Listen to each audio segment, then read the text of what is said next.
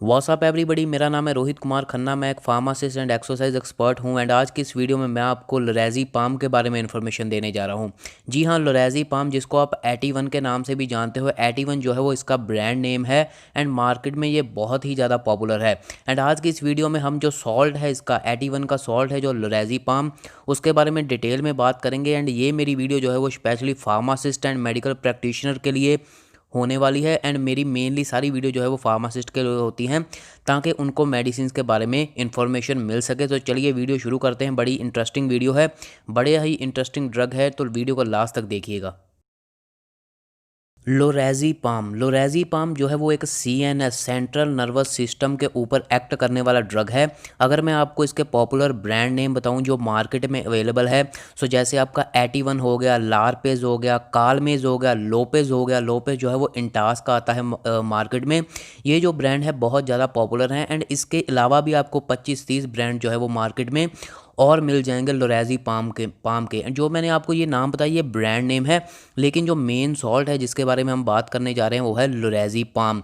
मैंने आपको बताया जैसा ये सीएनएस के ऊपर जो है वो एक्ट करता है, सेंट्रल नर्वस सिस्टम के ऊपर। तो जितने भी मेंटल डिसऑर्डर हैं उसमें जो है वो ये बहुत ज़्यादा यूज़ किया जाता है। ये कितने एमजी में अवेलेबल है मार्केट में? आपको 1 एमजी में अवेलेबल मिल जाएगा, 2 एमजी में अवेलेबल मिल जाएगी एंड 4 एमजी में मार्केट में आपको ये अवेलेबल मिल जाएंगी। एंड मेन बात ये है कि आपको ये प्रेस्क्रिप्शन के बिना नहीं मिलेगी।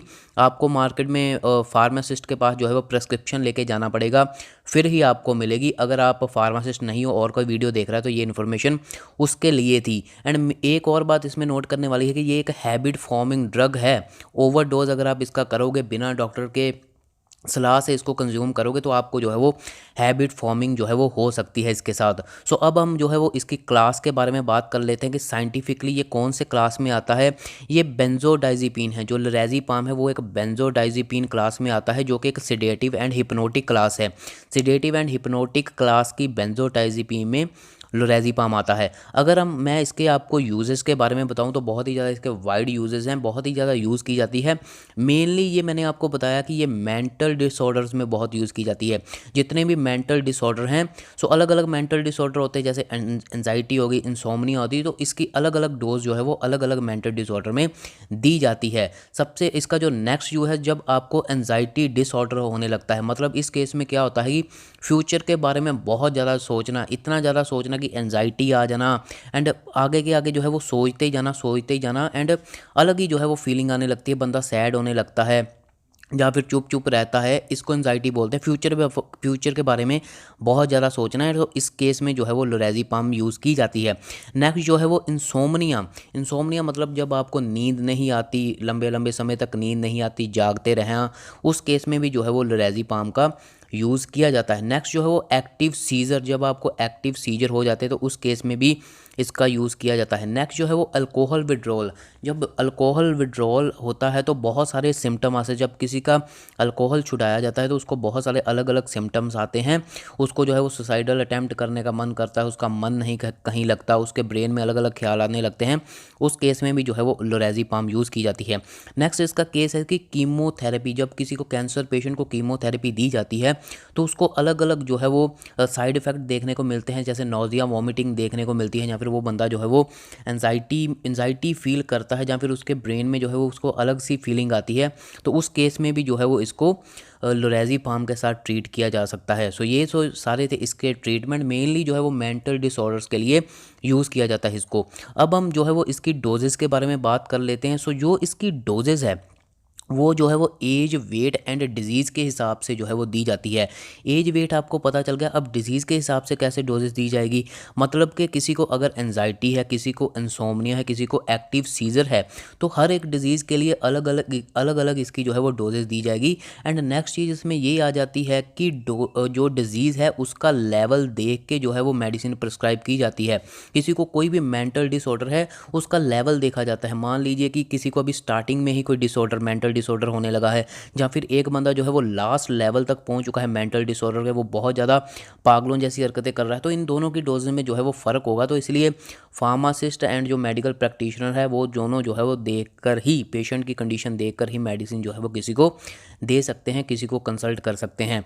मेनली अगर मैं आपको कॉमन डोजेस बताऊं तो ये 2 mg 3 mg या फिर 4 mg तक आप जो है वो दिन में 1 से 3 बार दे सकते हो। मतलब कि अगर जो है वो स्टार्टिंग ही हुआ है केस तो आप एक बार दे सकते हो, लेकिन अगर ये जो मेंटल डिसऑर्डर है वो एक बहुत आगे लेवल तक, लास्ट लेवल तक पहुंच चुका है, तो दैन जो है वो 3 टाइम ये दी जाती है। लेकिन कोई भी डॉक्टर इसको 3 टाइम प्रिस्क्राइब नहीं करता, क्योंकि ये habit forming, addiction forming drug है, तो इसलिए जो है वो इसको 2 से ज़्यादा बार नहीं दिया जाता। नेक्स्ट इसमें एक और चीज़ मेनली जानने वाली है कि इसको आफ्टर द मील दिया जाता है, तब जो है वो इसके प्रॉपर रिजल्ट देखने को मिले हैं। एंड इसको जो है वो 4 से 6 वीक तक कंटिन्यू किया जाता है, देन इसको जो है वो कंटिन्यू नहीं किया जाता, क्योंकि एडिक्शन फॉर्म कर देता है, ये इसकी एडिक्शन हो जाती है।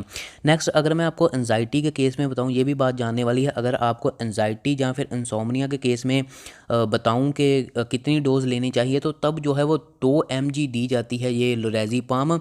वो भी जो है वो नाइट टाइम, रात को सोने से पहले जो है वो 2 टाइम दी जाती है, क्योंकि जब एंजाइटी के केस में क्या होता है कि रात को जब सोता है बंदा, तो तब जो है वो उसको बड़े बुरे ख्याल आते हैं, या फिर फ्यूचर के बारे में सोच सोच के जो है वो टेंशन लिए जाता है, तो इसलिए जो है वो रात को सोने से पहले एंजाइटी एंड इंसोम्निया के केस में ये दी जाती है। नेक्स्ट जो है वो अगर ओल्ड पेशेंट है, तो ओल्ड पेशेंट के केसेस में लोरेज़ेपाम प्रिस्क्राइब नहीं की जाती।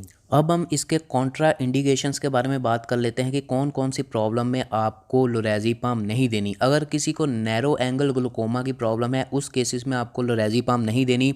अगर किसी को बेंजोडाइज़ेपिन क्लास से प्रॉब्लम है, मैंने आपको बताया कि लोरेज़ेपाम जो है वो, इसकी जो साइंटिफिक क्लासिफिकेशन है वो सेडेटिव हिप्नोटिक बेंजोडाइज़ेपिन है। सो अगर किसी को बेंजोडाइज़ेपिन क्लास से एलर्जी है, उसको जो है वो लोरेज़ेपाम नहीं देनी। अगर कोई भी फीमेल जो है वो प्रेग्नेंट है, उसको जो है वो लोरेज़ेपाम नहीं देनी। एंड अगर कोई भी फीमेल जो है वो प्रेग्नेंट है, वो लोरेज़ेपाम को कंज्यूम करेगी, तो उसके बेबी को भी उसके कुछ हिस्सा जाएगा, क्योंकि आपको पता है कि मदर का फूड जो है, जो भी मदर कंज्यूम करेगी वो बेबी को जरूर जाएगा, तो ये भी जो है वो उसके बेबी को जाएगी एंड एडिक्शन फॉर्म कर सकती है। लैक्टेशन है, मदर है कोई, उसको भी जो है वो ये लोरेज़ेपाम नहीं प्रिस्क्राइब कर सकते आप। किसी को ब्रीदिंग प्रॉब्लम है, रेस्पिरेटरी प्रॉब्लम है, तब भी जो है वो लोरेज़ेपाम नहीं दे सकते। कोई भी जो है वो लंबे समय से साथ ही साथ लोरेज़ेपाम के साथ अगर अल्कोहल की कंजम्पशन कर रहा है, तो फिर भी जो है वो लोरेज़ेपाम आप जो है वो नहीं दे सकते। इसमें और 2-3 बात जानने वाली है कि अगर आपको डिप्रेशन है, मूड प्रॉब्लम है, या फिर आपको सुसाइडल अटेम्प्ट या फिर सीजर्स की प्रॉब्लम है, तो आप अपने फार्मासिस्ट मेडिकल प्रैक्टिशनर से पूछ के ही इसका यूज़ करें। अगर आपको किडनी लीवर प्रॉब्लम है, तब भी जो है वो बिना कंसल्ट किए हुए फिजिशियन के इसको मत यूज़ करें। अगर मैं इसके साइड इफ़ेक्ट्स के बारे में बात करूं, तो इसके साइड इफ़ेक्ट जो है वो वीकनेस आनी शुरू हो जाती है जब आप इसको लंबे समय तक यूज़ करते हो।